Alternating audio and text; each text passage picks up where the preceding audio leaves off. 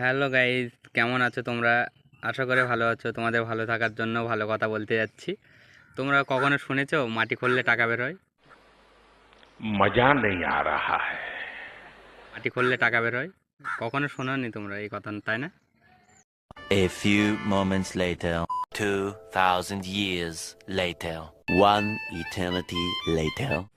তোমাদেরকে তো বলেছিলাম মাটি খুঁড়লে নাকি টাকা বের হয়, সেই জন্য আমরা মাটি খুঁড়ছি। আর এই কাজটি খুব খাটনির কাজ, মানে অতিরিক্ত খাটনি, খুব খাটনি। সকালবেলায় ইট কেটে এসে মাটি গোছাচ্ছি, মাটি গুছিয়ে পারন লেবেল করব, লেবেল করে রুমে যাব, রুমে যেয়ে খেয়ে দিয়ে ঘুমাবো। ভিডিও করার তোমরা তো দেখতে পাচ্ছ আমার কিসের জন্য ভিডিও আমি করি না। এই খাটাখাটনি শরীরে अभी ভিডিও बताता है भाई, अभी बताता है। अभी तूने गाड़ में उंगली किया ना, अभी बताता है। তোমরা দেখতেই পাচ্ছ আমরা মাটি গোছাচ্ছি। আগে কখনো জীবনে এই কাজ